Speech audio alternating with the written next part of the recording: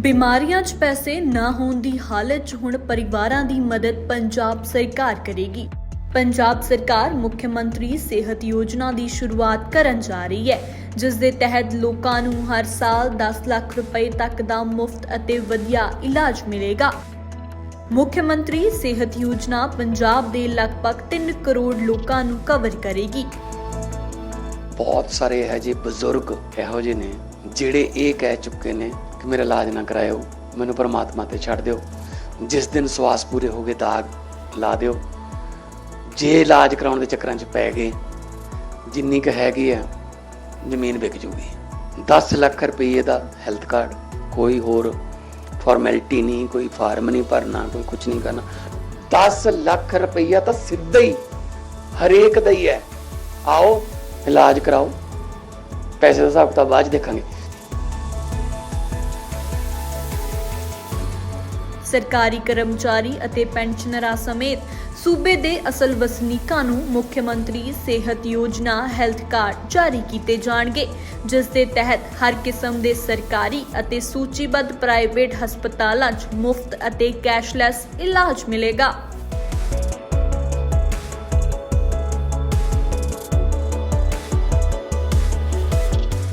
Dainik Savera TV देख रहे हो तुसी ते मैं हरमनजीत कौर। उबर ते ओला वर्गे दिग्गजां नूं वड्डी चुनौती मिलन जा रही है, क्योंकि भारतीय ब्रांड दी टैक्सी सेवा शुरू होने वाली है, जिस नूं लैके हुण ओला ते उबर नूं एक वड्डी चुनौती मिलेगी। इस लई 300 करोड़ रुपए की पूंजी रखी गई है। 4 सूबियां दे 200 ड्राइवर शामिल किए गए हैं। ओला ते उबर वर्गे दिग्गजां नूं इस साल के अंत तक एक वड्डी चुनौती मिलन जा रही है। भारत का सहकारी खेतर भारत ब्रांड के तहत टैक्सी सेवा शुरू करन जा रहे हैं। इस सेवा की अधिकारत पूंजी 300 करोड़ रुपए रखी गई है। इस दे नाल ही 4 राज्यों च करीब 200 ड्राइवर पहला ही शामिल किए जा चुके हैं। जून महीने के registers multi state cooperative taxi cooperative limited 8 प्रमुख सहकारी सभावां की एक यूनियन है जो इसकी नुमाइंदगी करेगी। इन्हां च राष्ट्रीय सहकारी विकास निगम NCDC, भारतीय किसान खाद सहकारी लिमिटेड IFFCO ਅਤੇ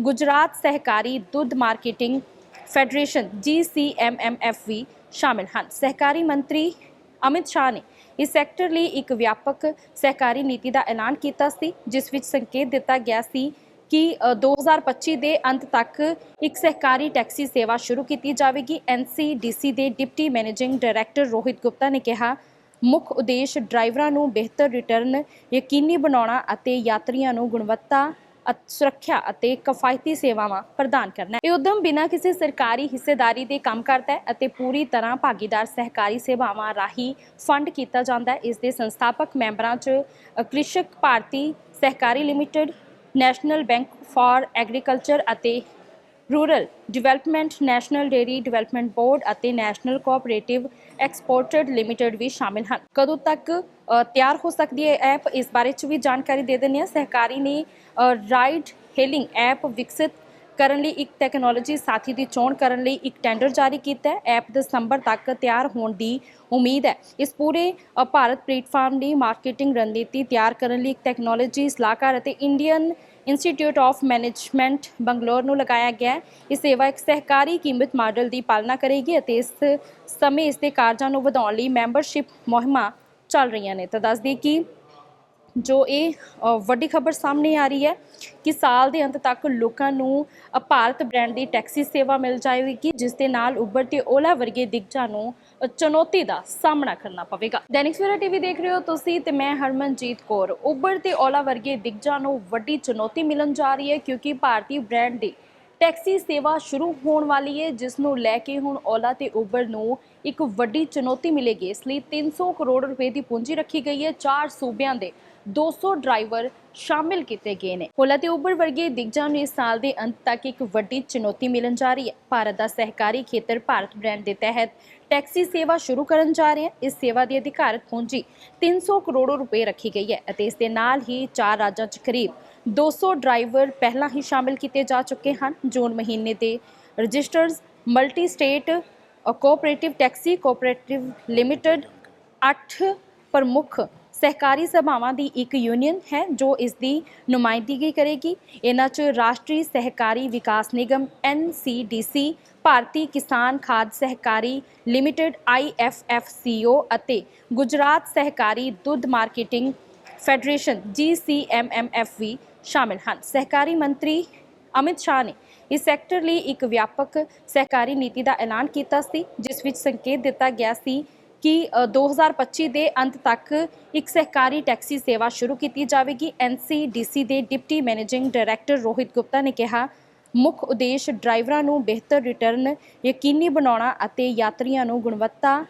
ਸੁਰੱਖਿਆ ਅਤੇ ਕਿਫਾਇਤੀ ਸੇਵਾਵਾਂ ਪ੍ਰਦਾਨ ਕਰਨਾ ਹੈ। ਇਹ ਉਦਮ ਬਿਨਾਂ ਕਿਸੇ ਸਰਕਾਰੀ ਹਿੱਸੇਦਾਰੀ ਦੇ ਕੰਮ ਕਰਦਾ ਹੈ ਅਤੇ ਪੂਰੀ ਤਰ੍ਹਾਂ ਭਾਗੀਦਾਰ ਸਹਿਕਾਰੀ ਸੇਵਾਵਾਂ ਰਾਹੀਂ ਫੰਡ ਕੀਤਾ ਜਾਂਦਾ ਹੈ। ਇਸ ਦੇ ਸੰਸਥਾਪਕ ਮੈਂਬਰਾਂ 'ਚ Krishak Bharati Sahakari limited, national bank for agriculture ਅਤੇ rural development, national dairy development board ਅਤੇ ਨੈਸ਼ਨਲ ਕੋਆਪਰੇਟਿਵ ਐਕਸਪੋਰਟਡ ਲਿਮਟਿਡ ਵੀ ਸ਼ਾਮਿਲ ਹਨ। ਕਦੋਂ ਤੱਕ ਤਿਆਰ ਹੋ ਸਕਦੀ ਹੈ ਐਪ, ਇਸ ਬਾਰੇ 'ਚ ਵੀ ਜਾਣਕਾਰੀ ਦੇ ਦਿੰਦੇ ਹਾਂ। ਸਹਿਕਾਰੀ ਨੇ ਰਾਈਡ ਹੇਲਿੰਗ ਐਪ ਵਿਕਸਿਤ ਕਰਨ ਲਈ ਇੱਕ ਟੈਕਨੋਲੋਜੀ ਸਾਥੀ ਦੀ ਚੋਣ ਕਰਨ ਲਈ ਇੱਕ ਟੈਂਡਰ ਜਾਰੀ ਕੀਤਾ ਹੈ। ਐਪ ਦਸੰਬਰ ਤੱਕ ਤਿਆਰ ਹੋਣ ਦੀ ਉਮੀਦ ਹੈ। ਇਸ ਪੂਰੇ ਭਾਰਤ ਪਲੇਟਫਾਰਮ ਦੀ ਮਾਰਕੀਟਿੰਗ ਰਣਨੀਤੀ ਤਿਆਰ ਕਰਨ ਲਈ ਇੱਕ ਟੈਕਨੋਲੋਜੀ ਸਲਾਹਕਾਰ ਅਤੇ Indian institute of management Bangalore ਨੂੰ ਲਗਾਇਆ ਗਿਆ ਹੈ। ਇਹ ਸੇਵਾ ਇੱਕ ਸਹਿਕਾਰੀ ਕੀਮਤ ਮਾਡਲ ਦੀ ਪਾਲਣਾ ਕਰੇਗੀ ਅਤੇ ਇਸ ਸਮੇਂ ਇਸ ਦੇ ਕਾਰਜਾਂ ਨੂੰ ਵਧਾਉਣ ਲਈ ਮੈਂਬਰਸ਼ਿਪ ਮੁਹਿੰਮਾਂ ਚੱਲ ਰਹੀਆਂ ਨੇ। ਤਾਂ ਦੱਸ ਦਈਏ ਕਿ ਜੋ ਇਹ ਵੱਡੀ ਖਬਰ ਸਾਹਮਣੇ ਆ ਰਹੀ ਹੈ ਕਿ ਸਾਲ ਦੇ ਅੰਤ ਤੱਕ ਲੋਕਾਂ ਨੂੰ ਭਾਰਤ ਬ੍ਰਾਂਡ ਦੀ ਟੈਕਸੀ ਸੇਵਾ ਮਿਲ ਜਾਏਗੀ, ਜਿਸ ਦੇ ਨਾਲ ਉਬਰ ਤੇ ਓਲਾ ਵਰਗੇ ਦਿਗਜਾਂ ਨੂੰ ਚੁਣੌਤੀ ਦਾ ਸਾਹਮਣਾ ਕਰਨਾ ਪਵੇਗਾ।